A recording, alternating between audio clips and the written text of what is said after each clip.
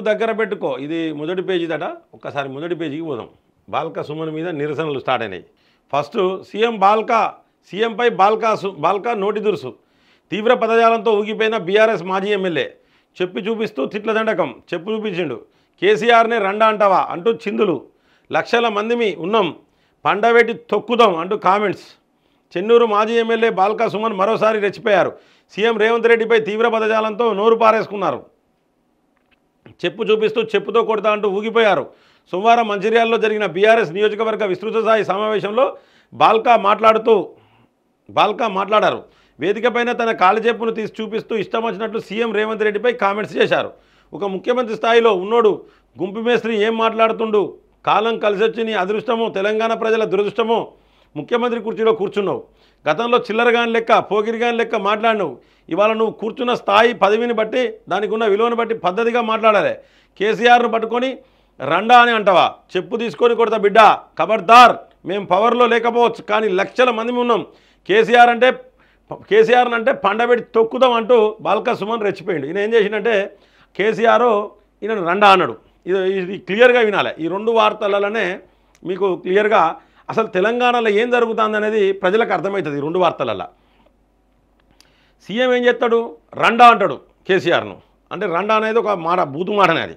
ఆ మాట మాట్లాడతాడు. ఈయన ఏం చేస్తాడు? రండా అంటావా అని చెప్పు అందుకొని కొడతా అని చెప్పు తీస్తాడు. అలాగనే పండబెట్టి దొక్కుతామని ఈయన కూడా అంటాడు. ఆయనలో పండబెట్టి 100 మీటర్ల గోతులను నొక్కుతామని ఆయన అంటాడు. వీళ్ళిద్దరు కూడా ఏంటంటే బీఆర్ఎస్ కాంగ్రెస్ ఒక్కటే. Simple logic.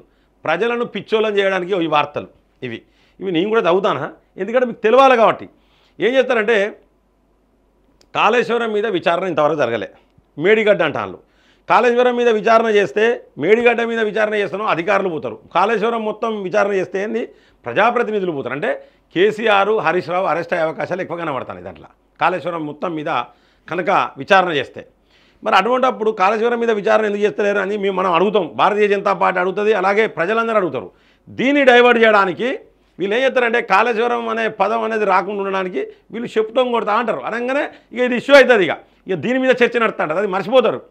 ఇక వీళ్ళు ఏం చేస్తారంటే తగిన శాస్తి చేస్తాం. ఎమ్మెల్యే ప్రేమ్సాగర్ రావు సుమన్ వ్యాఖ్యలను మంచిర్యాల ఎమ్మెల్యే కొక్కిరాల ప్రేమ్సాగర్ రావు ఖండించారు. రేపటి నుంచి జిల్లాలో సుమన్ ఎట్లా తిరుగుతాడో చూస్తాం.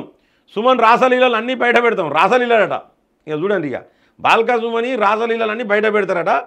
మరి ఖచ్చితంగా బయట పెట్టాలి. ఈ వచ్చిగా మాట్లాడు కాదు. ఇక నేను ఇప్పుడు ఈ యొక్క ఎమ్మెల్యేలు అంటానా, ఈ ఎవరు ఎమ్మెల్యే కొక్కిరాల ప్రేమ్సాగర్ రావు గారు ఖండించారు. రేపటి నుంచి జిల్లాలో సుమన్ ఎట్లా తిరుగుతాడో చూస్తాం. నువ్వు సుమన్ను తిరగనిస్తావా తిరగనియవా అనే తర్వాత సంగతి. సుమన్ రాసలీలలు అన్నీ బయట పెడతాం. ఆ రాసలీలలు ఏంటియో అన్నీ బయట పెట్టాలి. ఖచ్చితంగా బాల్కా సుమన్ రాసలీలను నువ్వు బయట పెట్టాలి. బాట పెట్టబోతే నువ్వు తప్పు చేసినట్టే, బ్లాక్మెయిల్ చేసినట్టు.